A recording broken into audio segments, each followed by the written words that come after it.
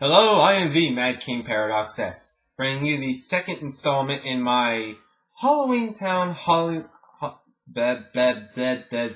blah. 10 seconds in, I already fuck up. Man, I am on the ball today, I swear. But anyway, this is the second installment in my Halloweentown Halloween reviews. And I guess we'll start off with Halloweentown 2, Calibar's Revenge. Now, let's just dive right into it because I'm going to try and make this shorter than the last one. Try, keyword. We start off 2 years after the events of the first movie. Of course, it's Halloween night again. It's going to be a theme with this, but alright. And of course, Gwen and Agatha are still fighting. Then all of a sudden, in the midst of everything happening, two people show up out of nowhere. This guy named Cal and this guy named Alex, who's Cal's father. Okay. Of course, Marty has a thing for the new guy. And apparently her mom has a thing for Alex. So, while Gwen is occupying Alex, Marty gives Cal a tour of the house. And they eventually end up in her room, and he states that it seems ordinary for someone like her, and so she gets the bright idea to take this guy who just moved into town today, never knew before, and take him into Agatha's room, which is concealed when company is over, for obvious reasons, and decides to take him in there.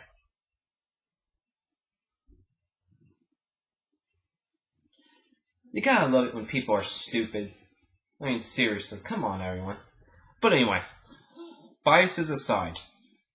Of course, they're going through everything, she's trying to talk about being a witch, but at the same time saying, oh, it's make-believe and all that. My grandma's really into the Halloween thing. So they leave before anyone notices they're in there. But it turns out that Cal is a warlock and steals Agatha's spellbook.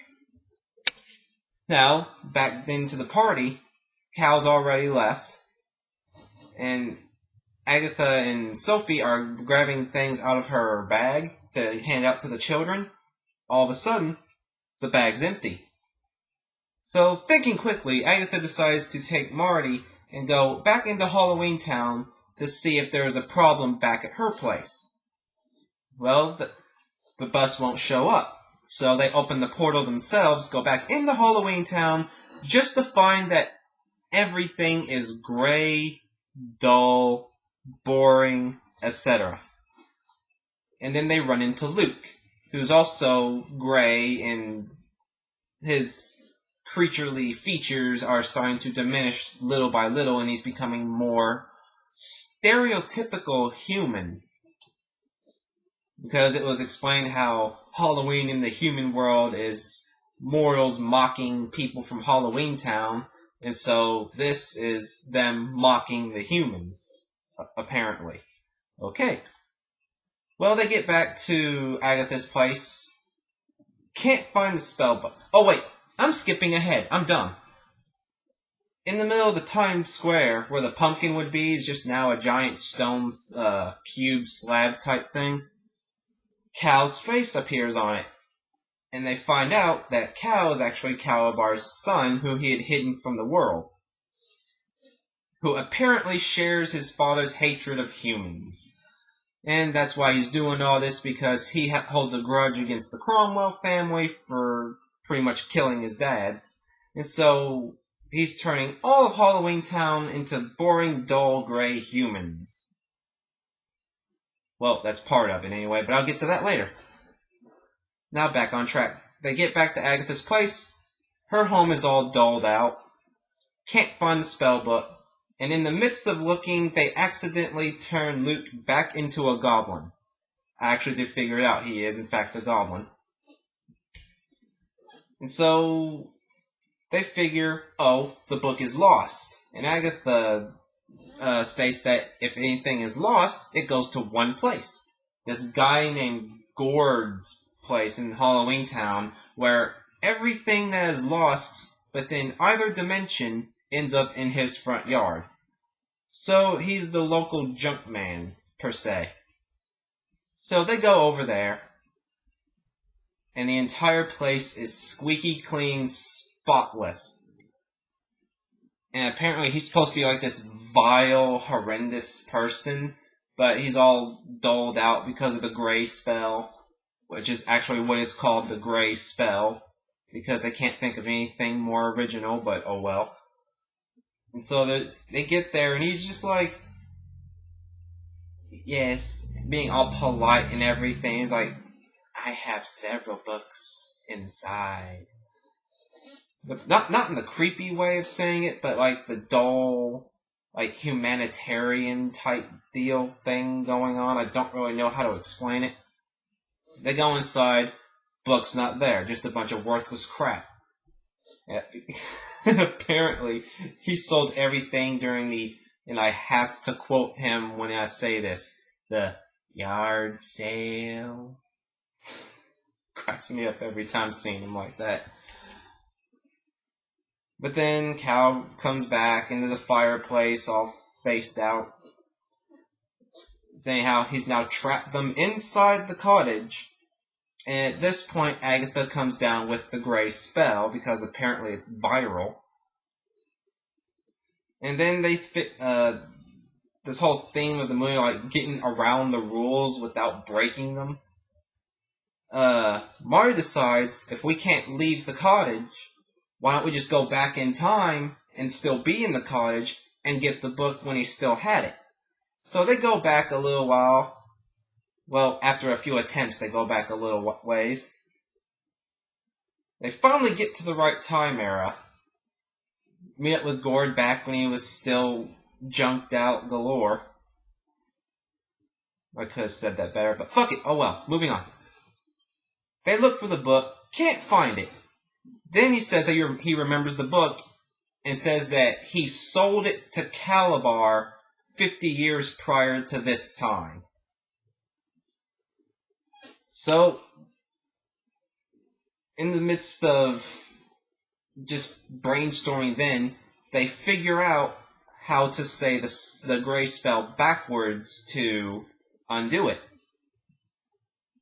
And apparently it's very simple when they, because they accidentally found it when they turned Luke back into a goblin. And so they wrote it down and figured out the word they needed right then and there. So now that they know how to undo the spell, they have to go back to the present. Here's a problem. Marty loses the spell that her grandma gave her before she turned all gray and dull, and now it has become lost. Small problem. Anything lost at Gord's place is gone forever. So now they can't figure out a way to get back, and after several attempts of her trying to figure out the spell, he pulls shit that I think is weird even now. Apparently, he had a time portal that someone lost. What? He just has this time portal sitting in his closet.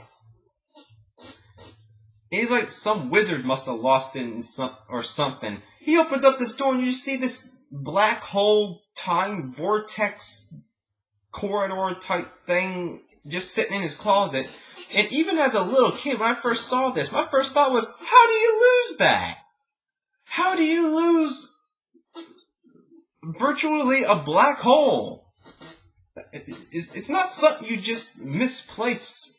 But I'm thinking about it too much. Fuck it. They did it. Moving on. Back in the human world, throughout the movie, Sophie and Dylan have been suspecting Alex, so-called Cal's dad, of being odd. And then when they find out that Cal was Calibar's son, they start looking into it, or Sophie starts looking into it. Dylan is a prick as usual. And she has a theory that he's a golem made out of frogs. And he has taken their mom to the local high school Halloween party. And so they have to get over there and warn her. So they end up making their way over there, and of course, their mother doesn't believe them because she's trying to be normal. No magic, no supernatural things whatsoever. We're in the human world. We need to be normal because I'm fucking retarded for giving up anything magical. And I just want you all to do that too because I'm batshit nuts. Okay. But fuck, where was I?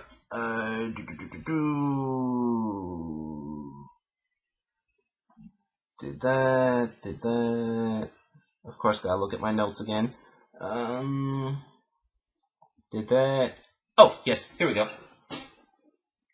Before Marty and Luke get back to the present, Dylan and Sophie meet up with their mom at the Halloween party and then convince her by making him eat a fly in his frog costume, mind you, that he is in fact a golem. And of course this pisses off Gwen. She turns him back into a bunch of frogs. So now all of them are up to speed.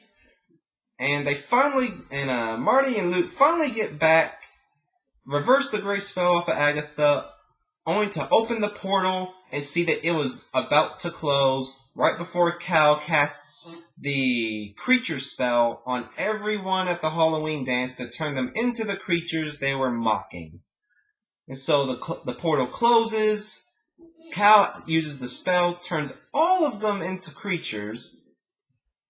And then after some emotional spiel from Mari talking about how this was all her fault, the typical bullshit they like to do in movies.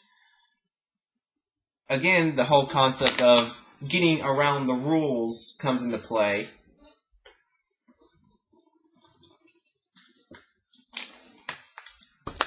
Needed that. And earlier in the movie, Agatha gave... Shut up, you! Agatha gave Dylan this thing called a headphone, which was like a little skull thing that they use for walkie-talkies between worlds. So Marty comes up with this plan and tells Dylan and Sophie to create a spell in order to open the portal after the portal's been shut. How it works, I don't know. But they say it on the human side, they say it on the Halloweentown side, and of course, because it's very convenient for the heroes of the story, the portal opens. And they all meet up back in the human world to confront Cal about, everything trying to stop them, that whole spit. Or, not spit, but stick. Shtick, that's the word. Man, I cannot talk today. This is very annoying. Anyway. Of course, it's the whole good and evil type thing. So, oddly enough, they're not focused on... Well, actually, they are focused on returning everything to normal. But their main thing is to get both of the spell books back. So, Cal, being retarded, holds out the books and has like these dark serpent type energy creature spell things wrapped all around it to try and prevent him, and he's just egging them along. He was like, come on, take them, I dare you, take them! And then of course this is where the whole good and evil thing comes in, because Marty starts using her magic to glow with the light of goodness. And ends up taking the books. Which automatically means that Cal has lost and he flees off into the distance in a dark orb ball type thingy. And thus they give the spell books to Agatha and she undoes the creature spell. because he's boasting how he was stronger than all of them, but yet taking back the books somehow means he loses. But it's a kid's movie, so me questioning it this much isn't gonna do anything but give me an aneurysm. So they go back to Halloweentown, undo the grace spell, and now the portal is open for anyone to come and go as they please. And this sets up the plot for the next installment of the series, and I will talk about that next time because I don't want this to run too long. Final thoughts? It's still not a great movie, but it's a step up. Well, to me, the first one was better, but it's still a good movie in my opinion. You know, it's a good continuation, I should say. They add on to they take everything good about the first movie, add it all into the second one, and just build off of it like it's an actual continuation of it, which I'm glad they did. Still cheesy, still, targeted for kids. But all in all, it's still a good movie. I still recommend this series to anyone. And with that, I'm just going to end this here so I don't run too long. This is the Mad King Paradox S signing out, and I will see you all for the next installment.